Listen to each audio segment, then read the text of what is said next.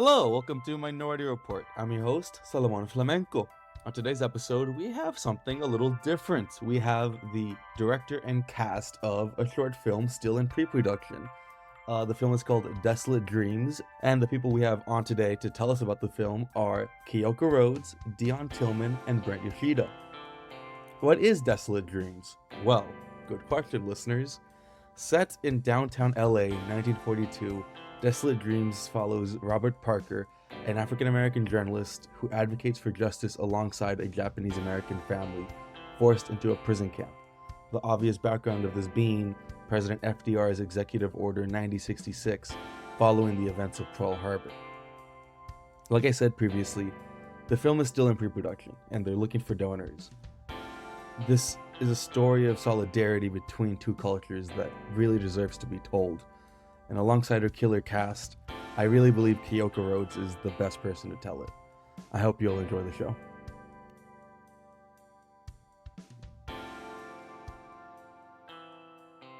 Hello, everyone. Thank you for coming on the show. This is very exciting.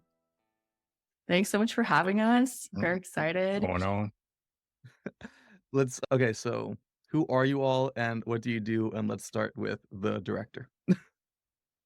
Hello, everyone. My name is Kiyoka Rhodes. I go by Kex most of the time, and I'm a writer, producer, and director. I have a background in television production and advertising. So I've done commercials and other content for broadcast. And as a filmmaker, director, I'm really passionate about storytelling through that medium, especially in the narrative space. So that is me in a nutshell. Very cool. Deon, you want to go next? Oh, sure. Okay. My name is Deon Tillman. I am a jack of many trades. An actor, photographer, videographer, and editor. I have a background in storytelling. So that's something that drew me to this project here. Cool. And Brent?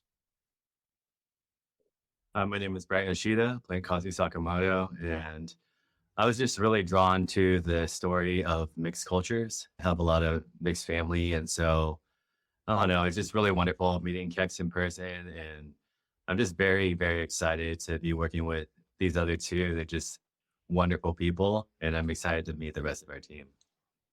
Let's talk about Desolate Dreams. Kex, could you please tell us more about what inspired this project? Yeah. So the inspiration came in July of 2019 when I visited the Smithsonian National Museum of American History. I went with my sister and my mom, who's from Japan, and they had an exhibit on display at the time called Righting a Wrong, Japanese Americans and World War II. And I remember stepping into that exhibit and just instantly being inspired, just seeing all the personal objects from these people who were incarcerated and just reading about their stories. It was very impactful. And I gravitated to one particular section of the exhibit. It was a smaller section, and it was highlighting the Shishima family. And this family, they were grocers, and they were really good friends with a Mexican-American family named the Morenos. And I was just really intrigued by their friendship and their story and how they lived actually above the Moreno family's business. It was a bakery called La Esperanza. And so initially the story and the direction of Desolate Dreams was a little bit more true to that story of the Shishima and their friendships with the Moreno family. So I did a lot of research on them, and I had a meeting with Bill Shishima, who's one of the sons of the Shishima family, and did a couple of drafts of the script, let it sit for a little bit, as us writers do. And after a while, I realized that I wanted to put myself into Desolate Dreams somehow. And that's when I started to look at who I am as a person. So I'm half Black, I'm half Japanese, and I started to look at those two cultures at the time. And not to say that the initial story was not a good story. It was a good story. I wanted to put myself into this and started to look at those two cultures of Black and Japanese and what they were facing during the 1940s. And also just looking at recent years with police brutality in the African American community and hate crimes against the Asian American community and minority groups. So I really wanted to show that allyship between these two cultures and what it might have looked like during that time. For Dion and Brent, what inspired you in taking on your roles? How did you situate? Brett, you always have me go first. I think it's your Go, turn. man, go. You go first this one. It's Go. all you. It's all you. Action. Really, you want me to go first? Yeah, Yeah. go for it. Okay, I'll go. What inspired me in taking on this role? Like I mentioned, Deon and Kex are just really, really cool people. And I'm just excited to partner with them on this story. But also, I don't know, I felt like it had a very different spin telling two different sides of the story and how they actually came together. Because a lot of times people don't realize that there's unity in various communities. And that's what I'm excited to share about this story. And I don't know, it's going to be awesome. I'm just hyped. Yeah. Piggybacking off of Brent, like it's just the idea of it. When I first came across, when Kex was looking for, different actors, I saw the role of Robert Parker and was like, oh, a photographer. I'm like, ding, hello. Well, that's, start right there. So, but reading into, what the essence of, the script and everything, it was just an interesting story that I felt needed to be told. I mean, just the as Brent said, like the duality of the different sides going on, but just seeing how the worlds clash together and how it kind of also connected what was going on in real world time. So it was kind of like history is continuing. And so I'm a big person of researching, historical facts and things like that. So it just, tied together. So I couldn't pass up an opportunity to, join. And again, everybody that's been a part of the team has been amazing. So it just makes it even more fun to work together and tell the story. Yeah. I'm curious real quick between you two though. How do you place this project and what you're working on here in comparison to some of your other roles and what you've done in the past?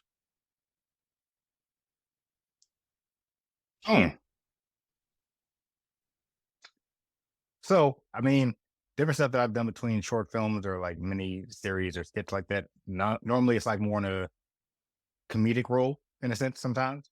And then other times I've done background, but I've actually done background on historical pieces.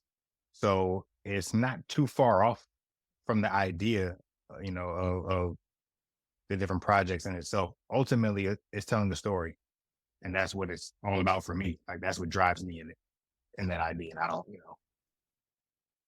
just in a nutshell, that's what it is. I mean, there's not too much difference in it other than this one might be a little more deeper as far as me portraying the essence of what it is and leading in it.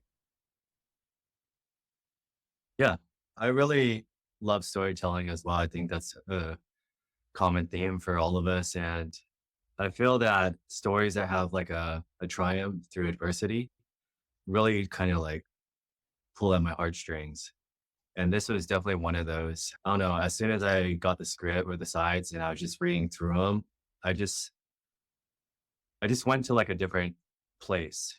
My grandparents, I didn't say this, but my grandparents were incarcerated in the Japanese concentration camps throughout the United States. And so I don't know, just like, I guess putting myself in that. Growing up, my grandparents didn't really talk too much about what had happened, how they basically got pulled out of their houses. They only could bring one suitcase. It was just kind of like we acknowledged it and we would stop by Manzanar pretty much every summer for over a decade with my grandparents, like my grandpa's name still in one of the rocks over there. And it was kind of like a very quiet time where we acknowledged something that happened in history and something that happened within our family, but we didn't really ask too many questions, and I don't know. Once I was reading through the sides and then I went to the audition and I met Kex and then I got to meet Deon. I'm just so excited for all of us to come together and share this story with the world. I think a lot of people are going to be very interested in hearing and seeing this story kind of play out. And I think it's very important for us in the time that we're in. Thank you for that. Let's keep that thread, right? Because the contemporary context is really important, but I'm really interested in the historical background of this project. And right? You look at Japanese incarceration and discrimination against African Americans, Hmm. element that I didn't fully realize about the Moreno family.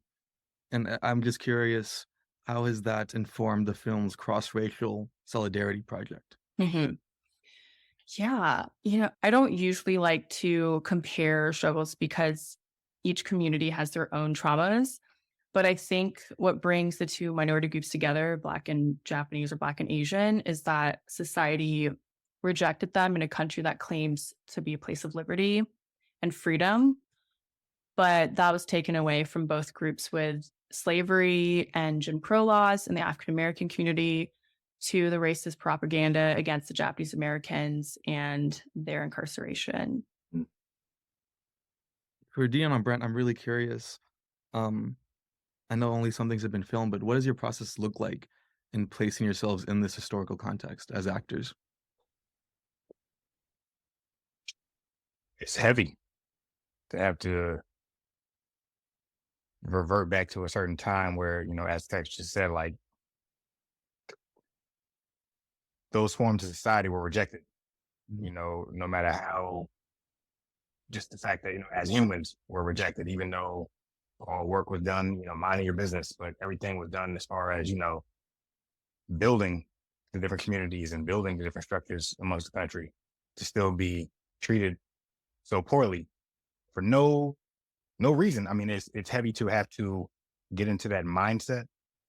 It's I'm one of those people that I used to have that thought of like, oh, I would love to live in that era. You see old pictures, like I would love to do that. Then I would start learning more and going, that wasn't, it wasn't what it looked like in a sense. Stuff was made the best of it, but there were so many things that went down that, as Tech said, that just created trauma and generational trauma that's still existing in today's time. But I mean, doing the research and finding out more about, the era that was going on and what Desolate Dreams is based around or inspired by, I should say. Even my character, I mean, understanding what exactly like that news outlet was for, it helps and aids into the process of being in character and understanding what everybody was going through and how it is. So reading the script, you see, certain scenes, I'm not going to say anything, but reading the script, you see certain things that you're just like, like that it hits home or hits, nerve of emotion. So yeah, it's just a heavy process.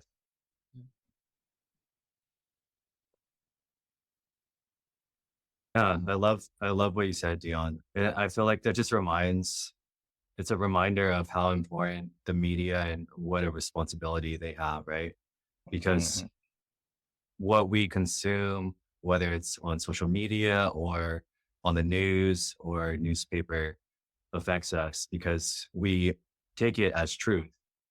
It wasn't, Mhm. I feel like it wasn't until recently that things started coming out, right?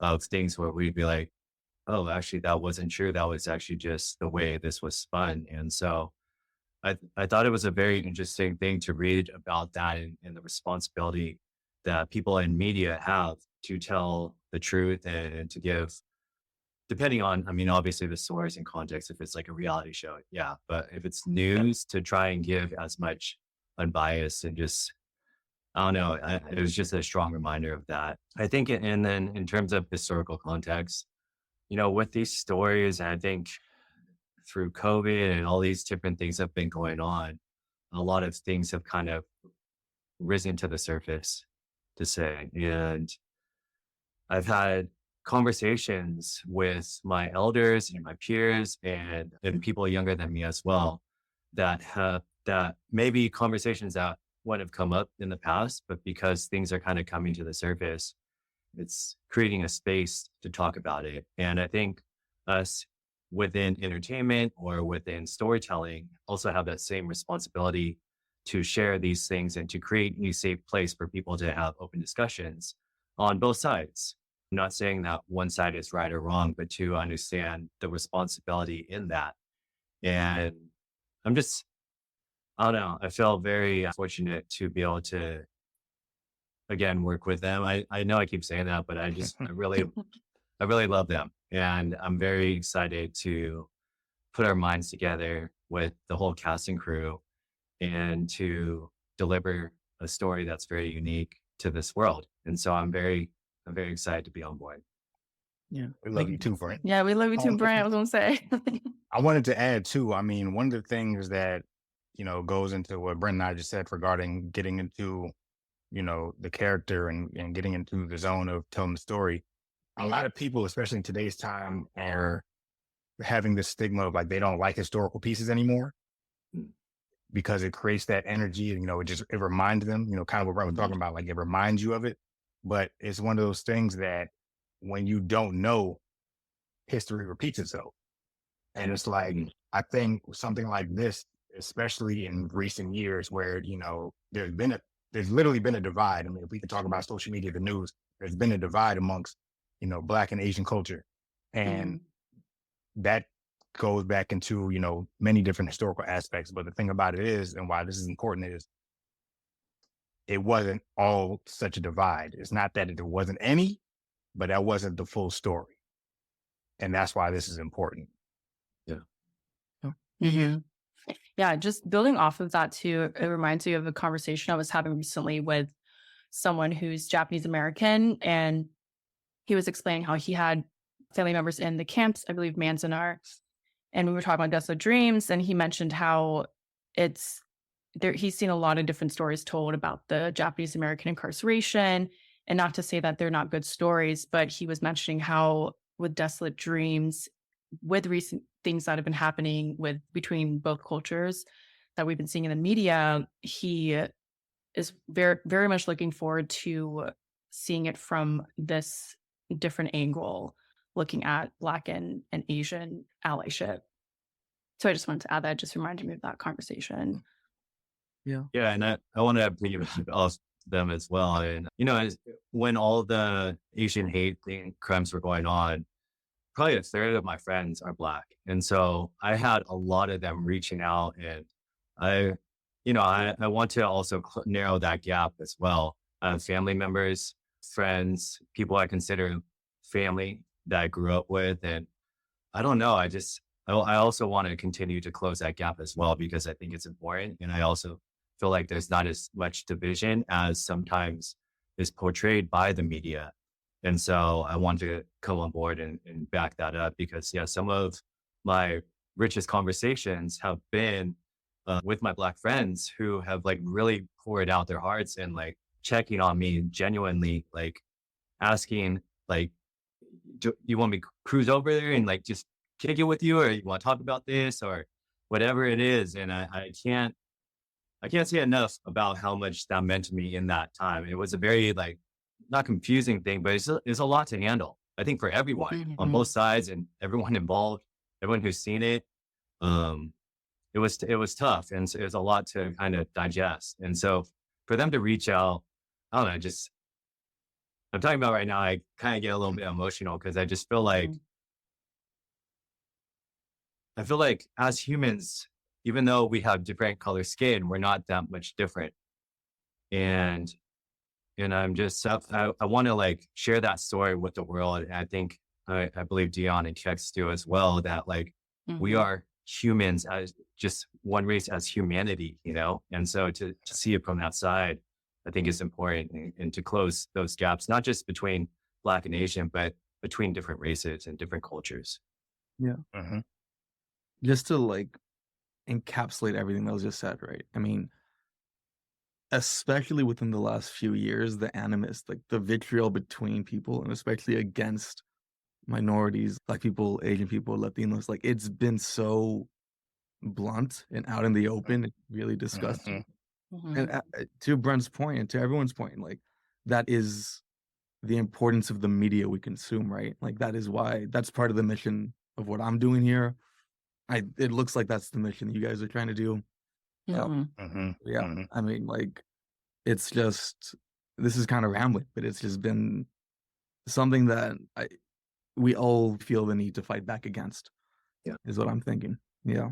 Well, my next question was actually about the media too, so that's serendipitous, I guess. But I wanted to situate this project, Desolate Dreams, in the larger context of the media and entertainment ecosystem right now, what has been the reception like as a casting crew? Have you seen people want to put a greater emphasis on stories like this? Is there still, I mean, obviously systemic barriers are still there, but have you seen any leeway or any of them being broken down? Like, what has it been like? Has it been easy getting attention, difficult? I would say yes and no, with it being difficult getting attention. I think because it's such a targeted audience and such a like niche topic, the general audience may not click with it quickly. But that's why we're doing this film so that the general audience can know about it. So yeah, that's what I have to say to that. Yeah.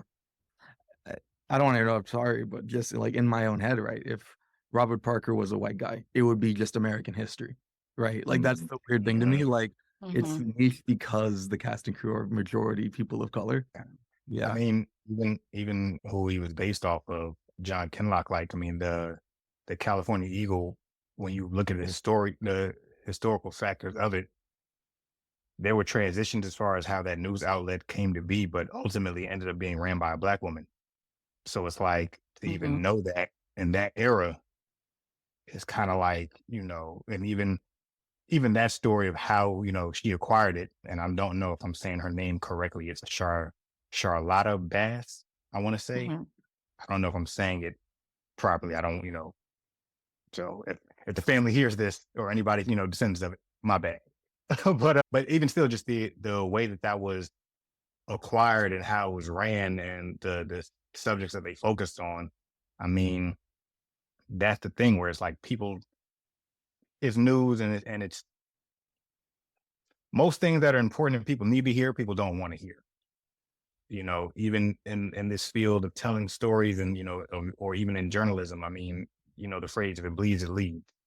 But it's like certain things that are going on, whether it's positive or even just going on outside of, the culture, the set base of the culture, it's important. And as you said, if it was a white journalist, it would just be a regular story, it wouldn't be nothing out of the ordinary. You'd be like, okay, but for this to be what it is, like there's so much in it that I think is important for people to understand and to be able to see. Because I don't think people understood that, hey, there were Black journalists back then. There was Black and Japanese allyship back then. Like, to understand what was going on, it just seemed to most people's identity or ideal of it is everybody was fighting their own battles. And it's like, nah, I mean, that people were working together. It just nobody wanted to see that be a thing. And I think this kind of touches on it too. When people see the film, like it kind of touches on it, that they didn't want to see the allyship because there was power in it. Yeah. Brent, do you have anything you want to add to that or? Yeah, can I mention it being kind of a niche topic? And I think it's niche because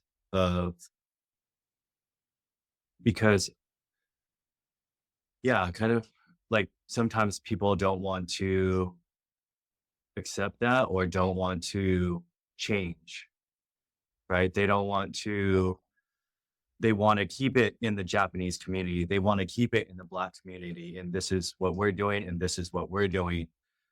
But the truth is that by doing that, they're actually doing everyone, all cultures, a disservice because there was unity. And if you're just only telling Japanese stories within the Japanese community, you only impact the Japanese community and maybe a little bit around it. And same with the Black community, right? But like when you begin to accept that there is unity, and I have white friends too. It's not like just, there's unity. I had white people reaching out to me during the Asian hate thing as well. So it's not just Asian. It's not just Black and Asian. There's also other people of all different skin colors. There's unity that they want, but if those stories aren't being told and accepted at the higher levels, then there's never going to be true change, because that's what the media is portraying and that's what people in entertainment portray. So I think it's really about expanding our idea of what that can look like, what storytelling can look like, and beginning to mix cultures and and how that comes together. Because I'm pretty sure most of us have at least one other color friend of whatever we are, right? So, and we consider them a friend regardless of skin color. And so I think it began to open the minds, like be a little bit more open to storytelling with unity from different stories, like having crossover. That's what I found truly beautiful about this story. And yeah, that's why I'm fully behind Kex and what she's doing to get it out there. I'm so happy. Thank you again for having us. Thanks, Brent. Brent, yeah, thank you, Brent, again. Yeah. Do you see this particular moment as the moment? Are things finally changing in a way that these stories could be told, right? Whether you're a Black storyteller, an Asian storyteller, is this the time where like the boulder can be moved, or what are your thoughts on this?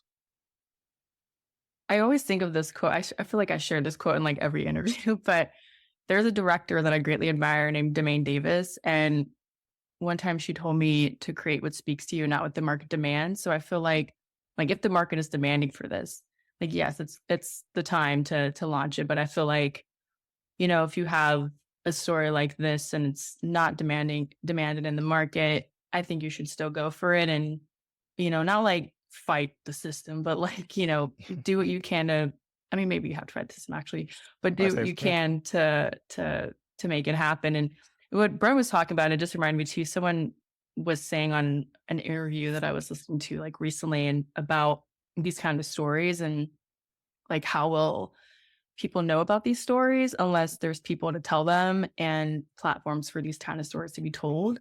So I would say, yes, now is the time, but it can always be the time. We just have to get it out there somehow for people to see them. Yeah. What have been some of the challenges, if I may ask, in production and funding? I know it's mostly crowdfunding. If you could speak on that, it would be really insightful. Yeah. I feel like any independent filmmaker can attest to this, that fundraising is such a challenge, especially with short films, let alone a period piece. And since this is a short film, there haven't really been much interest from like investors, for example. I'm not really reaching out to investors. We do have one investor, and she is also the executive producer. She's awesome. But majority of the funds have come from individual monetary contributions. And we had a sponsor, so we've been reaching out for other potential sponsors. So it's been a process, but we will get there. And I'm optimistic. Yeah. I'm not directly involved with Desolate Dreams, but I have to say, so am I. I mean, I can clearly see the passion in everyone's faces in talking about this and the need to tell this story. Yeah, I just wanted to say that. This next question I phrased a little weird, but I want to like get your thoughts on it. And it's been talked about a lot already in this conversation, but how has being raised in multi-ethnic communities influenced your work in this project? If you could extrapolate on that. Mm-hmm. Yeah, like I touched on it a little bit earlier about wanting to put myself in this, being Black and Japanese, and showing that allyship between the two. But I think, like in general, just thinking about my upbringing and growing up and experiencing all kinds of stuff from both sides of the culture clashing, like being told I'm not Black enough, or I'm not really Japanese because I'm half Black, or there's also like, oh, but you're not half white and Japanese. Anyway, that's another story topic of discussion. But my point of bringing that up is, sometimes voices try to put these two communities against each other, but I think there's shared solidarity between these cultures. So yeah, as I mentioned before, I wanted to show that on screen.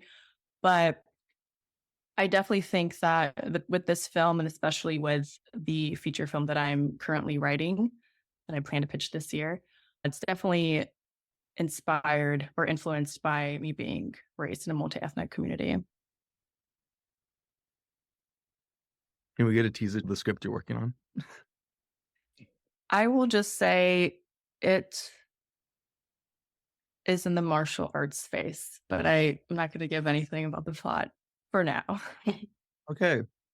I'm gonna keep my eye on But that. I will say that I tend to I guess, my work as a director and a filmmaker and a storyteller, I focus on topics like, for example, like this is about a very important piece of history, right? Desolate Dreams. And I try to focus on topics that I'm passionate about or that not make people, because you can't make people do anything, that get people to think about their perspectives on things.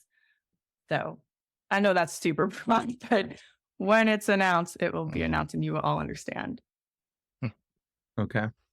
I'll make a amendment to this episode with that now. This is a little embarrassing, but I realized I forgot to ask what Desolate Dreams is. No need to be embarrassed. So Desolate Dreams, I'll focus on the word desolate first. So there was a interview that I was reading, and it was of one of the Japanese Americans that were incarcerated. And this person was talking about how they went from being in downtown LA and then now being in this desolate land.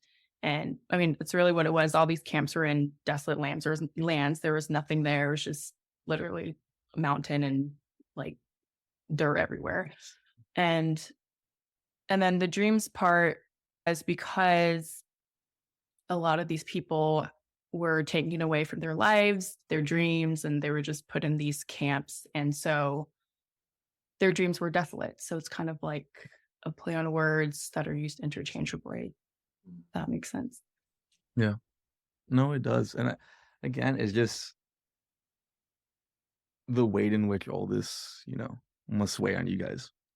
Like even me, for my own little corner of it, like I feel the need to do justice to this topic, So I do think that's how do you reckon with that in any way, or how do you think about that? Yeah, I definitely want this film to pay homage to the Japanese Americans that were incarcerated.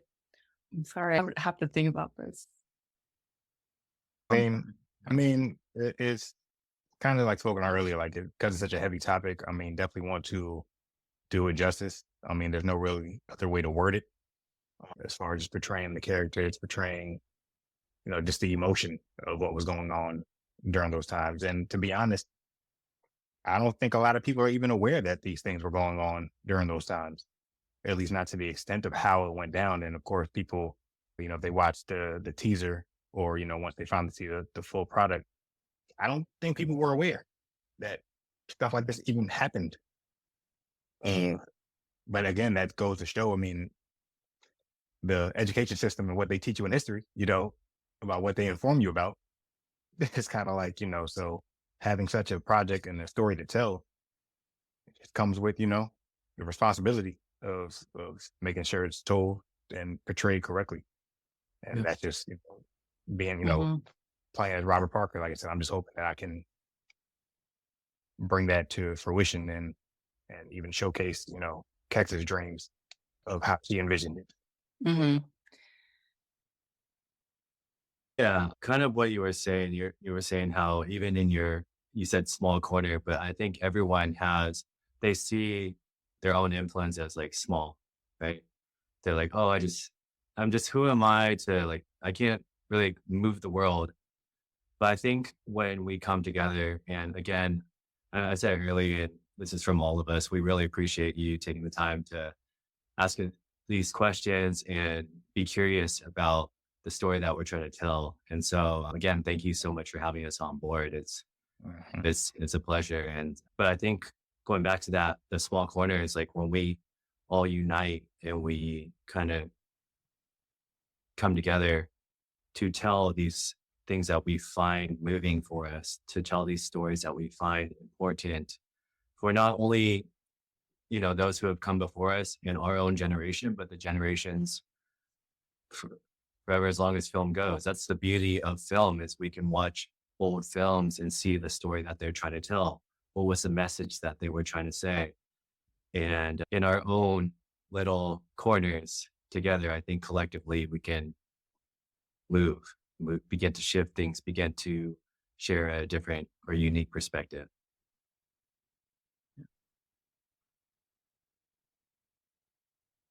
So building off of Dion's point about people just not knowing about this period, it's very surprising. Just different people that I've talked with have no idea that this happened.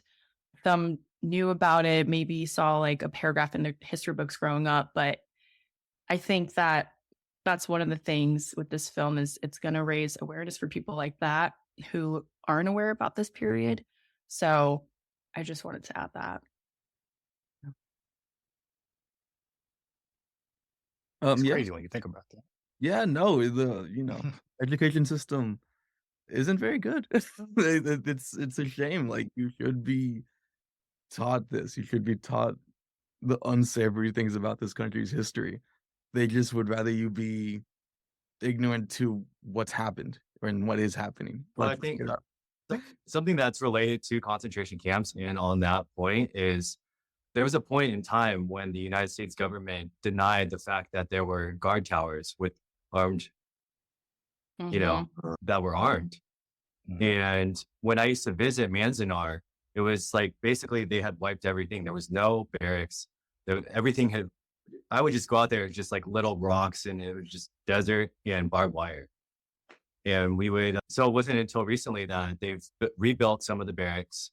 They put like a little basketball court. They have a tower, which before was completely denied. But the problem was that this photography, people snuck in cameras. And then once those pictures got printed, like there was obviously towers are pretty prominent. So they're in so many photos. And it was only it was during that time that news started to come out that there actually was towers, which everyone in the camp knew about. But what we're reading as from media was never told that, and so that's what I'm talking about, the responsibility of the media to tell the truth and to dive down and find the truth. That's just one example, of something that was completely hidden or just like swept under the rug. And it was portrayed that this is how it was, but in reality, it was a very different situation. Yeah. Mhm. I should also mention that this film, out of all the 10 camps, centers around Heart Mountain, which is in Wyoming. So I don't think I mentioned that earlier. That's good to know, though. It's yeah. I don't want to. Yeah, well. You got one.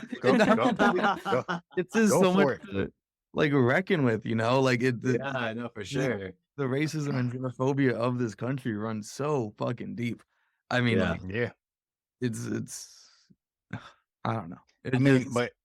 I mean, and even like Brent just mentioned, I mean, how you said people had to sneak cameras in somewhere. Like, I mean, when we're talking about, as I said, like, I mean, we're all storytellers. For me, like when it comes to like photojournalism, like that's something that's always drawn me to photography since I was like little, to the fact that you can see a photo and it could tell a whole story of everything that happened during that piece. But without that, you have no knowledge of anything that happened. People can write or tell anything, but a photo, I mean, you got AI now, but but a photo is like, you can't deny the evidence of it. I mean, they had film cameras back then, but it wasn't like, bringing your phone somewhere. You had to like set up a whole station to get that. So you're not going to see as much clips of that. But a photo, to be able to even use that to research for this right here, like that, it just emphasizes the point of like how much and how little we have documented of what went on or what went on back then. And then even like Brent was saying, why we don't have that for those reasons. Mhm. And it's just like, so again, when it ties back into these type of stories and some people not knowing or not wanting to know, it's like, I mean, sure, ignorance can be bliss, but at the same point, you got to know what's going on, or at least what happened.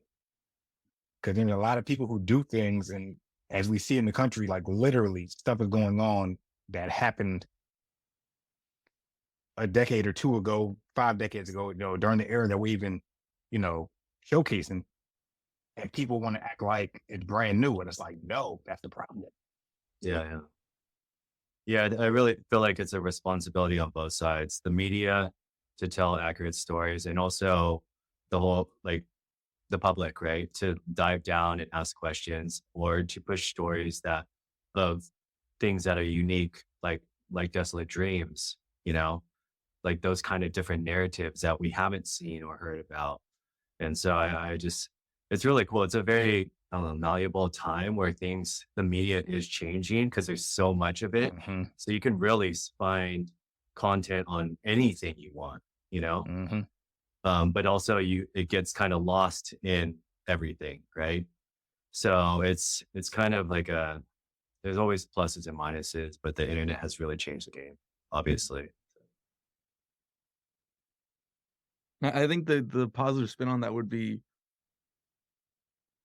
your story is out there somewhere, right? It's just Hmm. how accessible is it to you and how easy Yeah. is it to find. So I Mhm. think that's the biggest plus to Yeah. this new world we're in, right? Yeah. Mhm. That's well said. Mhm. I'm curious. I think we're gonna start closing out soon, but you've talked about this in many different angles in this conversation, but what would you want people to take away from this film when it's completed? Yeah. So, as mentioned earlier, I definitely want people to be aware about this period of history. I think the first thing is that, and that the Japanese American incarceration took place. Because, as mentioned, there's still a lot of people that don't even know this happened. And I would also say that I want people to reflect on the importance of different perspectives and what different minority groups face as one of the things that I people take away. But along with that too, I want people to see the importance of communities coming together as allies. But just in general, there's a lot of underlying themes in the film too about like the value of friendships and time spent with family because life is short. So there's definitely a lot of different ways that people can emotionally connect to the film and take something away from it. Hmm, thank you for that. Do y'all have any thoughts? Oh, I mean, Kex pretty much, said it being in that essence of it. I mean, just understanding that, um, just the type of people that were around during that time. I mean, again, you had Asian store, Japanese store owners during those times. You had, Black journalists back then that connected with each other, all in the same community. I think that's just something that I want people to understand that, again, some things aren't new that are going on in present time. They just got lost in translation due to certain events that occurred in those ordeals. Where can the people find you on social media? So on Instagram and Facebook, we are at Desolate Dreams Film, and on Twitter at Desolate Film. And we also have a website, www.desolategreamsfilm.com. Great. I'll put that in the podcast notes. Thank you. And the crowdfunding link, which is on The website, all in the link. Thank you. everything is all there. Yes. Thank you all for coming on the show. Awesome. Thank you Thanks for for having me. having us. Thank you. Salomon. Appreciate it. I'm going to keep this a little short because I'm feeling a little sick. I don't know if you can tell by my voice cadence. I don't know how nasally I sound or not. I won't find out until after I finish recording this. But yeah, as promised to Kex, all the socials for the film, along with the fundraising page, will be in the podcast notes. Please check them out. I hope this came across in this audio-only format, that you can really see the passion in their eyes. Not only as storytellers, but as storytellers for this specific project. They really bring something to this that I personally cannot wait to see unfold in the future. One of the alternative titles for this episode was going to be Desolate Dreams, The Promise of a Multi-Ethnic America. And I thought that was a little too broad. I don't think that did justice to the topic or the conversation. But I think that is a big takeaway for this, right? There's never been, in the history of the world, a country like this, right? And we're going to talk about this more next week. And yeah, there are a lot of faults at the heart of that. But there's something really amazing about that mission, isn't it? To have so many diverse backgrounds come together for the betterment of all. We will expand on that more next time when I feel, hopefully a little better.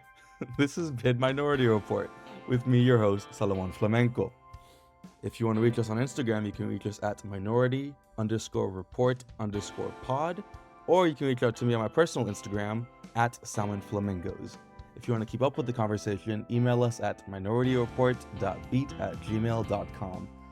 I will see you all next time, and in the meanwhile, I will go back to watching The West Wing and consuming Dayquil until I feel better. Bye-bye.